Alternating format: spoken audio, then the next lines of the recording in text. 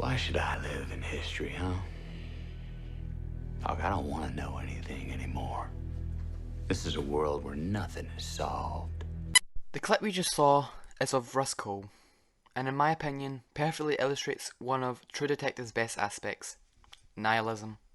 People out here, they don't even know the outside world exists.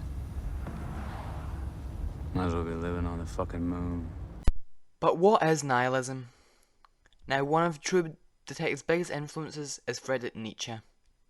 Nietzsche was a German philosopher during the 19th century, and is regarded as one of the most influential modern thinkers.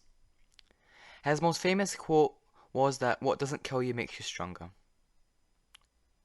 But Nietzsche's main philosophy was the idea that life has no meaning or value. He was also a big anti-Christian, writing books like The Antichrist and God is Dead, the latter which focuses on the idea that God has either ceased to exist or that God is a fictional character created by humans. Now, if we relate that to Rust, we clearly see that his philosophy is the exact same as Nietzsche's. He's always questioning the point of humans and Christianity. Something Rust himself believes automatically makes that person dumb and stupid. If the only thing keeping a person decent is the expectation of divine reward, then brother, that person is a piece of shit. And I'd like to get as many of them out in the open as possible. Now, let's go on to the story. The plot follows two detectives from the Louisiana state investigating the murder of the prostitute Dora Lang over a period of 17 years, which leads to several other crimes. Now, in the show, Russ and Marty track down a suspect whom they think is the guy they're looking for, also known as the Yellow King, and find his base. And after arresting one of them, we get an important quote that is repeated throughout the show. Time is a flat circle. Now, at first, Russ denies it and tells the guy to get on his knees, as he thinks they finally found the Yellow King. But after 6 years, while Rust is investigating a double murder robbery suspect, we find out that this is not the case. I'll tell you about the Yellow King. This completely and utterly shocks Rust and forces him to become more violent, and makes him go back over the case, revisiting the crime scene of Dora Lang and talking to prior victims of the Yellow King. This also changes Rust and transforms him into a nihilist. After he killed what he thought was the Yellow King, everything started to go well. He became friendly to Marty, started a relationship, and the police force started to respect him more. But after this, Russ starts to become more of a complete nihilist and a drunk, who after fighting with Marty quits the police force and repeats the phrase, Someone once told me time is a flat circle. Everything we've ever done or will do, we're gonna do over and over and over again. Which is true, as the other main character, Marty, ends up cheating on his wife over and over and over again, even promising not to. And Ledoux says time is a flat circle, as though he is dead, the acts he committed will continue happening forever and forever, a never-ending cycle.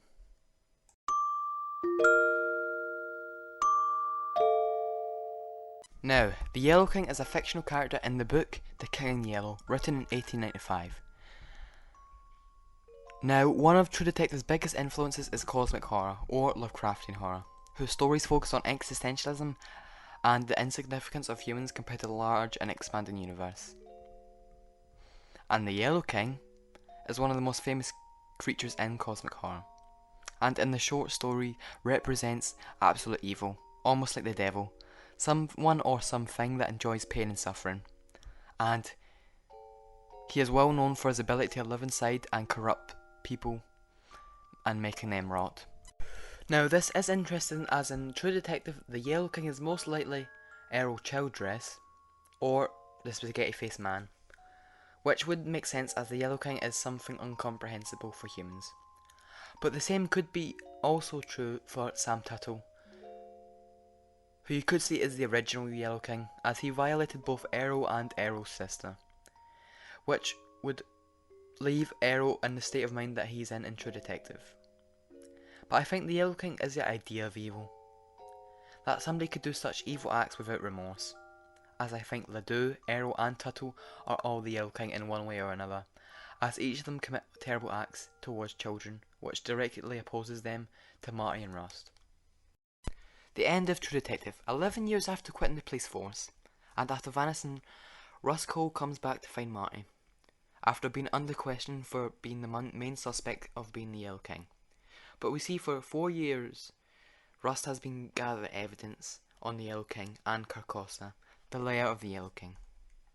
Marty, Rust. long time.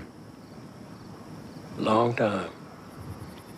And after reuniting with Marty, they decide to track down and finally arrest the Yellow King, via gathering info from old corrupt police officers and working with 2 detectives promising them the case if solved with sufficient evidence. Marty and Russ track down Errol to his house, and after trying to arrest him, Russ chases him into Carcosa. Carcosa is the fictional city which is featured in the King in Yellow short stories. It is described very vaguely, and is an ancient and possibly cursed place. The only description is that it is probably on a different planet or in an entirely different universe. This is a small extract from The King Yellow, Act 1, Scene 2. Along the shore, the cloud waves break. The twin suns sink behind the lake. The shadows lengthen in Carcosa. Strange is the night where black stars rise, and stranger moons circle through the skies, but stranger still is the lost Carcosa. Songs that Hades shall sing, where flap the tatters of the king, must die unheard in dim Carcosa. Song of my soul, my voice is dead, die thou, unsung as tears unshed, shall dry and die in lost Carcosa. Now if we come back to True Detective, as Rust is chasing down Errol, there's a sort of ethereal scene, where we finally see the Yellow King, but he isn't a human. It's a sort of memorial made out of human skulls, and when Russ finally sees it, this happens.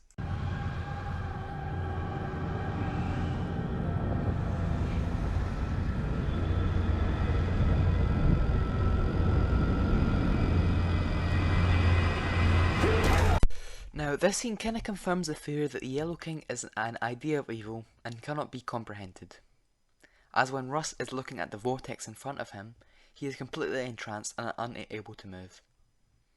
Almost like he has a fear of what's in front of him. After nearly killing them both, Errol is eventually killed by a bullet to the brain from Rust, and the crime is finally solved. But not without a realization from Marty and Rust.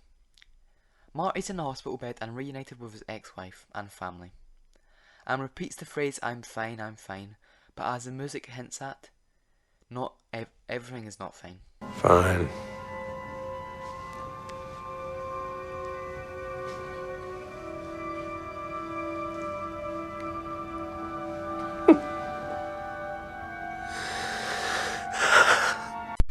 Now, the actual ending of the show, and the final scene of the show, kinda does a switcheroo of Marty and Rust, and is Rust's last piece of nihilism, is the fact that they only caught one person on the tape instead of everyone.